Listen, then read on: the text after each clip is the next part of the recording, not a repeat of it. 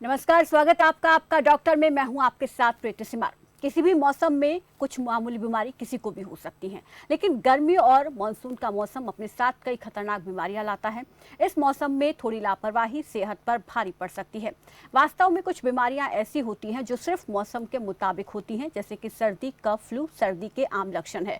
उसी तरह dengue malaria का खतरा मानसून के आने के साथ ही बढ़ जाता है। ठीक उसी तरह डायरिया, फूड पॉइजनिंग होना भी यहाँ पर संभावित हो जाता है। और ऐसी परिस्थिति में आपको जानना चाहिए कि कौन सी वो बीमारियां हैं जिसकी चपेट में आप गर्मी या बारिश के मौसम में आ सकते हैं और उनसे कैसे बचा जा सकता है। इस पर आज हम बात करेंगे। हमारे साथ general physician MBBS doctor Paritosh Tiwari जुड़ेंगे। साथ ही अपने दर्शकों को भी हम याद दिला दें कि वो भी हमारे साथ इस प्रोग्राम में जुड़ सकते हैं। नंबर अगले आधे घंटे तक टीवी स्क्रीन पर फ्लैश होते रहेंगे। इन नंबर्स पे कॉल करके आप डॉक्टर साहब से सीधा संपर्क कर सकते हैं। किसी बीमारी को लेकर कुछ पूछना चाहते हैं या कोई परामर्श लेना चाहते हैं तो आप कॉल कर सकते हैं। अगले आधे घंटे ये टीवी पर नंबर फ्लैश होते रहेंगे। और आज हम कई सारी बीमारियों को लेकर यहाँ पर डॉक्टर से बात करने वाले हैं। General physician MBBS doctor Paritosh Tiwari हमारे साथ जुड़ गए हैं। परितोष जी नमस्कार, स्वागत है आपका हमारे इस खास कार्यक्रम में। परितोष जी, मेरी आवाज मिल पा रही है आपको? लगता है हमारा संपर्क ठीक से नहीं हो पा रहा। दोबारा से हम उनसे जुड़ने की कोशिश करेंगे। दर्शकों को एक बार फिर से हम याद दिला देते हैं, आज हम कई सारी बीमारियों को लेकर अगले आधे घंटे बात करने वाले हैं। इसमें एक मुख्य समस्या ये रहेगी नींद से जुड़ी समस्याएं जो लोगों को होती हैं। लोगों को नींद नहीं आती है तो बहुत ज़्यादा आती है, तो क्या ये किसी बीमारी के लक्षण है, इस पर हम बात करेंगे। इसके अलावा एसिडिटी की समस्या बहुत ज़्यादा इन दिनों देखने को मिलती है और साथ ही साथ फूड पॉइजनिंग की समस्या बारिश के मौसम में, गर्मी के मौसम में बहुत ज़्यादा लोगों को हो जाती है। तो ऐसे में कैसे अगर किसी को फूड पॉइजनिंग हो जाए तो वो तुरंत इससे निजात पा सकता है और हमें ऐसा क्या करना चाहिए कि हम इन समस्याओं के जद में ही ना आए। तमाम चीज़ों को लेकर आज हम बातचीत करने वाले हैं। इसके अलावा यहाँ पर हम टाइफाइड को लेकर भी बात करेंगे, पीलिया को लेकर, जो कि आमतौर पर हम देखते हैं कि इस मौसम में होती है। और सबसे एक मुख्य समस्या गर्मी के मौसम में हम देखते हैं वो है डिहाइड्रेशन, जो कि एक गंभीर समस्या बन सकती है। चलिए, हमारे साथ डॉक्टर साहब एक बार फिर से जुड़ गए हैं। परितोष जी, एक बार फिर से आपका स्वागत करना चाहूंगी कार्यक्रम में। अब आवाज मिल रही है सर आपको? आवाज मिल रही है सर अब आपको? जी, प्रोग्राम की शुरुआत करते हैं। और यहाँ पर मेरा पहला सवाल यही है कि अक्सर हम देखते हैं कि नींद की समस्या बहुत लोगों में होती है, लेकिन ज़्यादातर ये बुजुर्गों में देखा जाता है कि उनको नींद नहीं आती है। तो नींद ना आना या कम आना या ज़्यादा आना, ये किसी गंभीर बीमारी के लक्षण है? इसके बारे में विस्तार से जानकारी चाहेंगे। नींद ना आने की समस्या जो है आजकल से काफी और सामान्य है। नींद ना आना कई बीमारी के काम हो सकते हैं। आपका कोई तनाव या आपको कोई गंभीर बीमारी हो, जिससे की कोई प्रॉब्लम, लीवर की प्रॉब्लम या आपको इंसोम्निया कहते हैं नींद आने की बीमारी। तो बीमारी होने के काम हमारे बॉडी हो सकते हैं, आर्थराइटिस के काम करती है। तो कई बार हमें जो आज सामान्यता देखा गया कि आजकल हमारी जीवन शैली काफी परिवर्तित हो चुकी है। हमारी जीवन शैली काफी असंयमित है, ना हम सही से समय तक सोते हैं और खाते उसके काम हमारी होते हैं, जिससे खास एहसास करके हमें देखा गया है कि ना आने की समस्या है। जी परितोष जी, यहाँ पर हम एक छोटे से ब्रेक के लिए रुकेंगे, वापस लौटेंगे, फिर इस चर्चा को आगे बढ़ाएंगे। फिलहाल यहाँ रुक रहे हैं, एक छोटे से ब्रेक के लिए, फौरन लौटेंगे।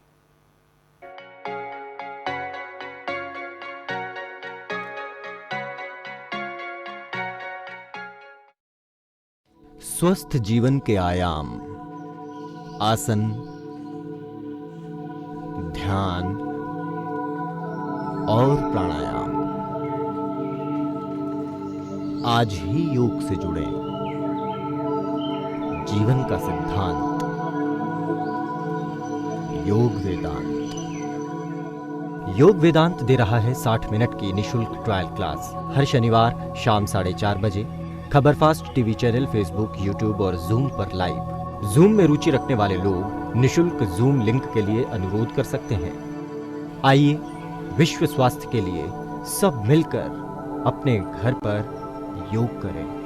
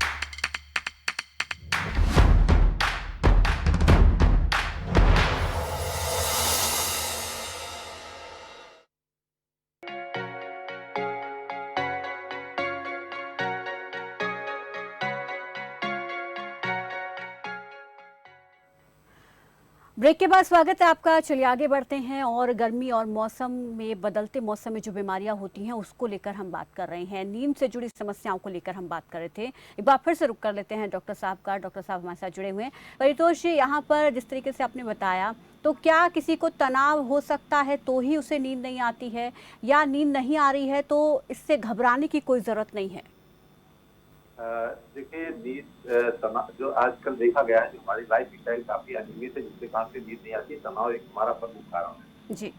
दूसरों के प्रति स्पर्धा, हमारे जीवन में स्पर्धा देख रहे हैं, दिन पर दिन बढ़ती जा रही है, जिसके कारण से हमें तनाव में दूसरे अन्य चीज के कारण हमारे ये हो सकते हैं जो बीमारी से खास होते हैं। जैसे हमारी मेरी किडनी खराब है और हमारी नींद नहीं आएगी। लीवर कोई डिसऑर्डर है तो उसमें नींद नहीं आती है। कई बार हमें कार्डियक प्रॉब्लम होती है, जिससे हार्ट फेलियर होता है, उसमें हमें नींद नहीं आती है। तो कई सारे फैक्टर्स होते हैं जिनके कारण से हमें नींद नहीं आती है। हमें एक बार अपने जो भी हमारा फैमिली डॉक्टर हो, जिस डॉक्टर से हम अपना रूटीन चेकअप कराए थे, नींद न आने पर एक बार हमें उससे मिलना चाहिए, उससे संपर्क करना चाहिए और नींद न आने के कारणों को हमें पता करना चाहिए। उसके बाद से हमें प्रॉपर उसका इलाज देना चाहिए, चाहे वो अपने जीवन शैली में सुधार करके हम नींद न आने की समस्या से छुटकारा पाए, या हम उसको अपने फिजिशियन से कंसल्ट करके उस समस्या से छुटकारा पा सकते हैं। हमें प्रॉपरली एक बार फिजिशियन से जरूर कंसल्ट करना चाहिए कि हमें नींद किस काम से नहीं आ रही। तो हमें इस वक्त डॉक्टर के पास कब जाना चाहिए? कितना समय हो गया हो इस परेशानी से जूझते हुए, तब हमें लगे कि अब हमें डॉक्टर के पास जाना चाहिए? वो कौन सी सिचुएशन हो सकती है? अगर आपके पास 2 सप्ताह से ज्यादा अगर आपको नींद आने की समस्या है जी। तो आपके पास डॉक्टर से कंसल्ट करना चाहिए। कई बार आप अपने जीवन को सामान्यता जी रहे हैं और अचानक आपको लगता है आपकी नींद नहीं आ रही है, तो एक बार जरूर अपने डॉक्टर से संपर्क करें कि अचानक आपको क्या ऐसी दिक्कत हुई कि आपको नींद नहीं आ रही है। कई बार क्या होता है, जैसे हमारी किडनी फेल होती है, उस दौरान मेरा लीवर फेल होता है, तो उसमें हमें नींद नहीं आती है।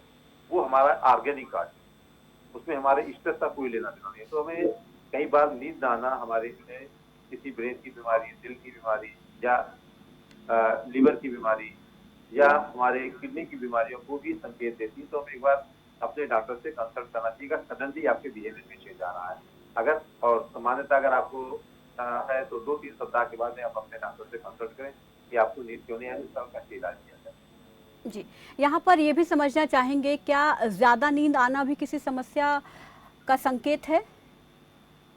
अगर व्यक्ति को ज्यादा नींद आ रही है तो भी किसी ना समस्या के कारण से हो सकता है कि हम ज्यादा क्यों सो रहे हैं। उससे कई बार कुछ व्यक्ति दिन में सोते हैं, कुछ व्यक्ति को दिन में नींद आती रहती है। तो कई बीमारियों में ये देखते हैं कि व्यक्ति को जो है ज्यादा नींद आती है, ठीक है, तो उस नींद ज्यादा आने में भी हमारे लिए नुकसानदायक है। हमें अपने डॉक्टर से उसके लिए भी कंसल्ट करना जरूरी है। जी, आगे बढ़ेंगे, लेकिन उससे पहले एक दर्शक हमारे साथ दिल्ली से अनिल जुड़ गए हैं, उनका सवाल ले लेते हैं। अनिल, स्वागत है आपका। पूछिए, क्या पूछना चाहते हैं? नमस्ते मैम। नमस्ते सर।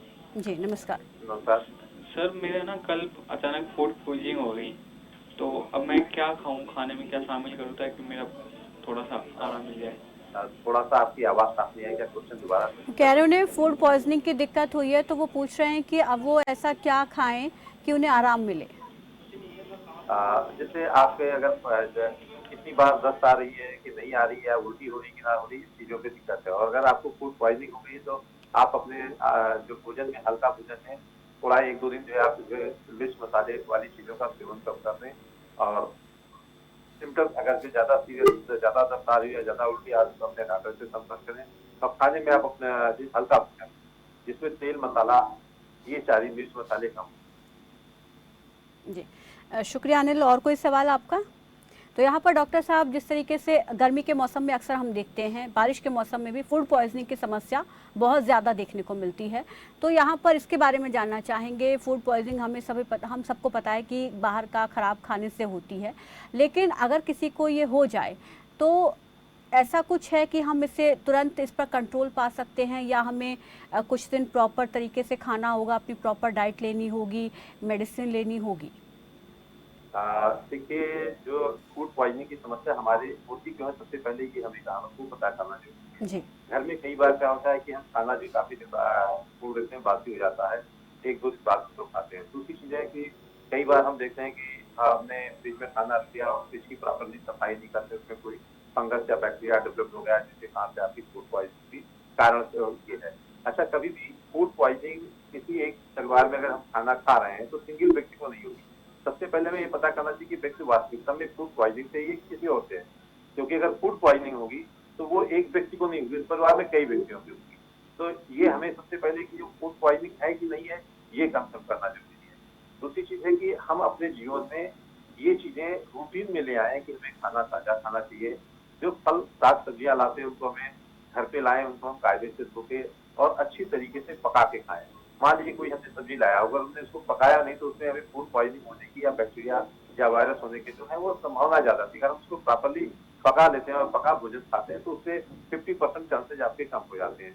दूसरी चीज, हम बाहर खुला खाना ना छोड़ें।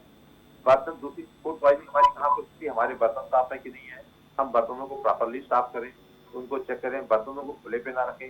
कई बार क्या होता है कि हमने बर्तन साफ करके रख दिया है और घर में चूहे टहल रहे हैं और वो बर्तन पे आपने स्टूल कर दिया, यूरिन कर दिया, चले गए, हमने ध्यान नहीं दिया, मक्खियां बैठे। तो हमारे सबसे पहले जरूरी है कि हम प्रिकॉशन बरतें। प्रिकॉशन में क्या है, सब्जियां धोएं, बर्तनों को साफ रखें, किसी बंद अलमारी में रखें जहाँ पे चूहे आए, या जब भी हम बर्तनों को यूज करने चले या कोई भी हम बर्तन जो खाने में उपयोग करते हैं उसको उपयोग करने से पहले एक बार उसको जरूर अच्छी तरीके से धोएं।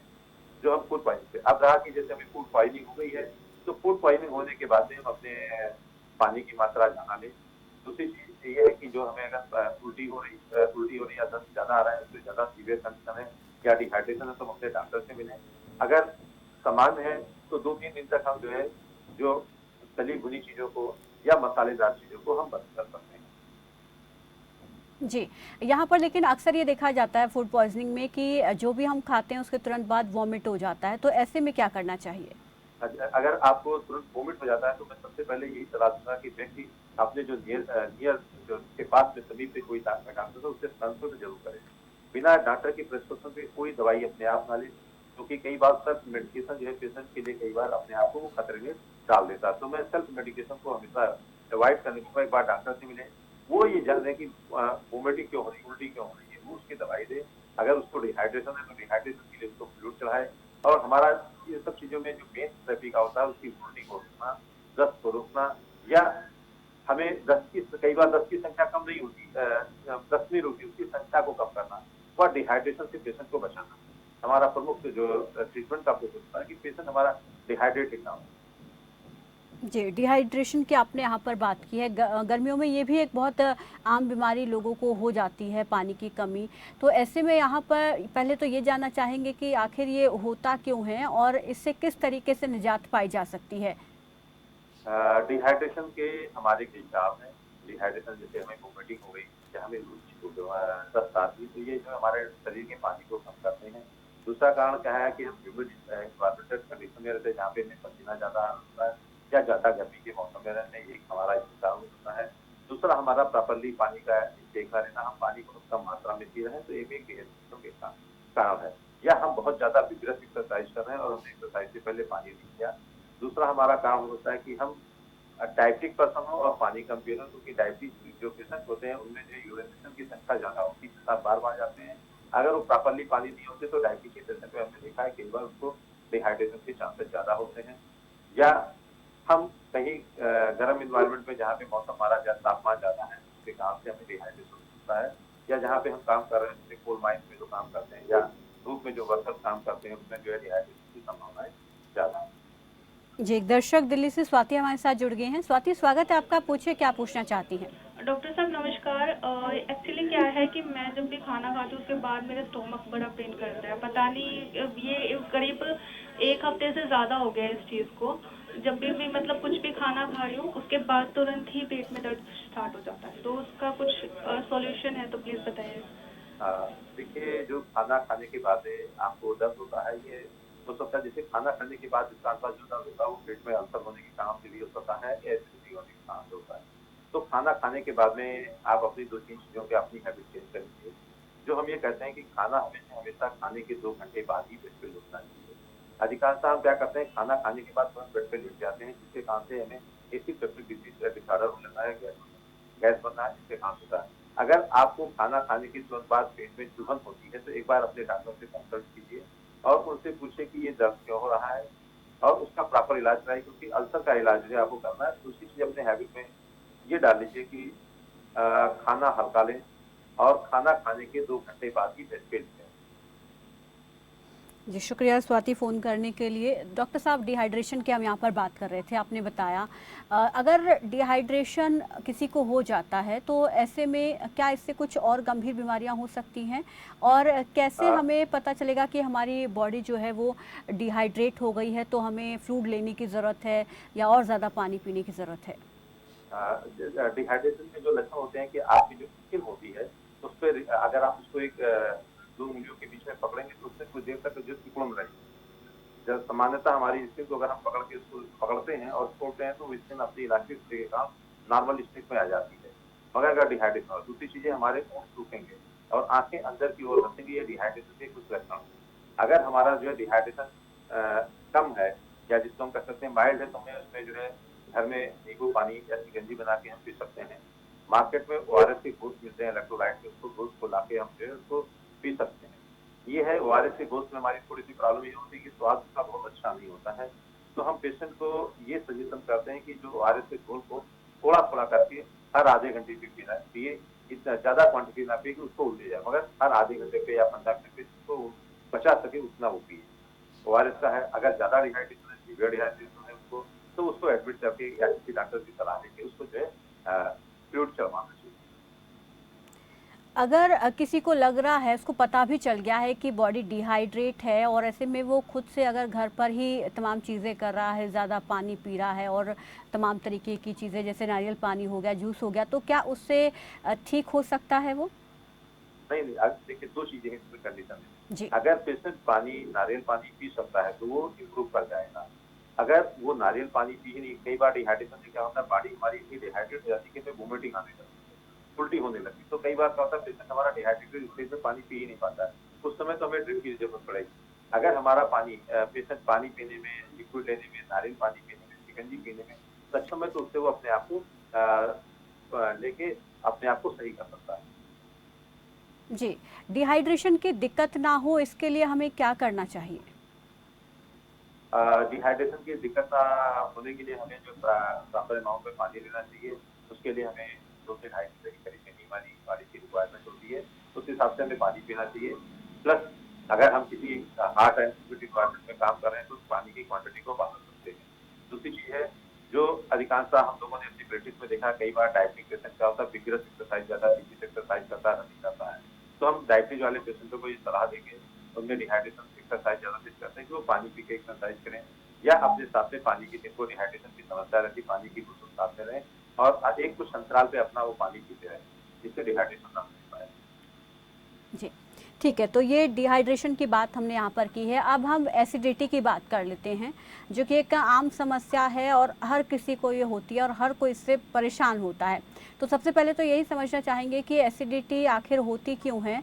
अगर किसी को हो जाए तो क्या ऐसा कोई तरीका है, ऐसा कोई उपाय या ऐसी कोई मेडिसिन जिससे तुरंत राहत मिल सकती है? एसिडिटी की जो समस्या है, ये कई कारणों से होती है। तनाव है, या हम कोई दवाइयाँ खा रहे हैं, उसके काम से दवाइयों के साइड इफेक्ट हो सकते हैं, या हमने अपनी दिनचर्या को चेंज कर दिया है। तो मैं जो बात करना चाहूँगा, मैं जो यहाँ पे बात करूँगा वो प्रिवेंटिव बात करूँगा कि हम एसिडिटी से बच कैसे सकते हैं। जी। एसिडिटी से सबसे अच्छा बचने का तरीका है कि जो हम भोजन करते हैं वो कम क्वांटिटी में करें, थोड़ा थोड़ा भोजन कई अंतराल से करें। दूसरी चीज है, क्या समानता मैंने पहले ही बताया कि भोजन करने के बाद व्यक्ति तुरंत बेड पे लेट जाता है, इस चीज को अवॉइड करें, क्योंकि जो हमारा भोजन है वो हमारे आंतों से, पेट से, स्टमक से हमारा आंतों में जाने में 2 से 3 घंटे का समय लेता है। तो हम ये चाहेंगे जिनको भी गले में जलन है, एसिडिटी की प्रॉब्लम है, या चाहे वो खाना खाने के बाद 2 घंटे तक कम से कम बेड पे ना लें।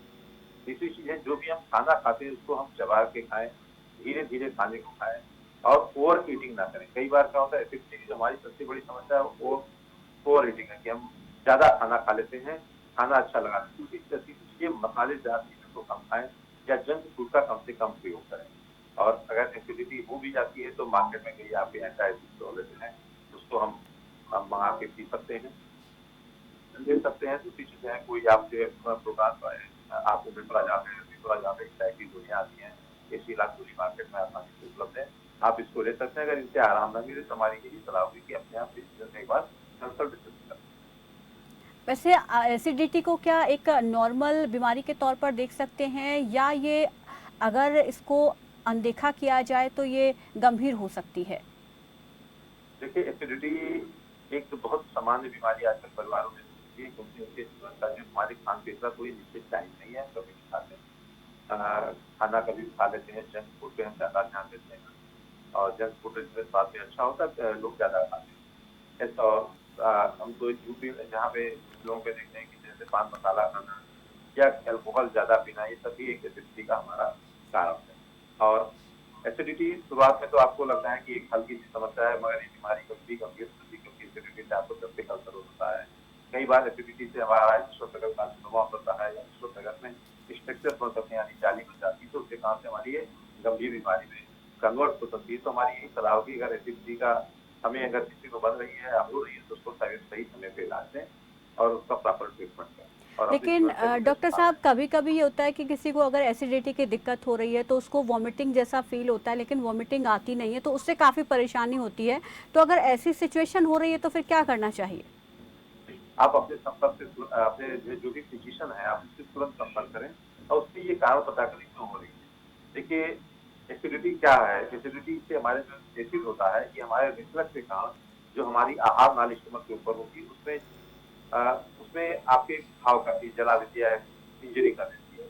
वो इंजरी धीरे धीरे हील होती है, तो धीरे धीरे हमारी विश्वप्रगत की लेंथ कम होती जाती है। इसके कारण से कई बार हमें जो बार बार डकार आएगी या विचकी टाइप की आएगी, तो उससे बचने के लिए क्या है कि हमें एसिडिटी जब भी किसी व्यक्ति को, उसको आप तुरंत इलाज के लिए कहें और वो अपना व्यक्ति प्रॉपर इलाज करें। कई बार क्या होता है कि मुझे एसिडिटी भी हमने कोई जाके हम फार्मासिस्ट से मिले या केमिस्ट से मिले, उसने मुझे कोई दवाई दी थी, मैंने खा लिया, मुझे टेम्परेरी आराम मिल गया। मगर हमारी यही सलाह होगी कि एक बार अपने डॉक्टर से जरूर कंसल्ट करें और उससे ये पूछें कि हम इसका इलाज कैसे कर सकते हैं, हम इससे बच कैसे सकते हैं।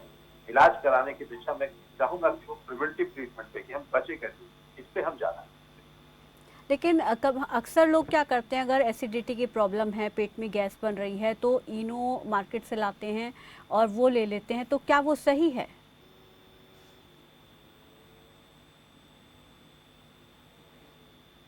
मेरी आवाज़ मिल रही है सर आपको? लगता है हमारी आवाज़ उन तक नहीं पहुंच पा रही है। तो यहाँ पर एसिडिटी को लेकर हम बात कर रहे थे। डॉक्टर साहब की तरफ से यही सजेस्ट किया जा रहा है कि कोई भी दिक्कत हो, हम उस दौरान तो राहत लेंगे, जो भी हमारे पास दवाइयाँ होंगी, लेकिन उसका डॉक्टर से ज़रूर इलाज करवाना चाहिए।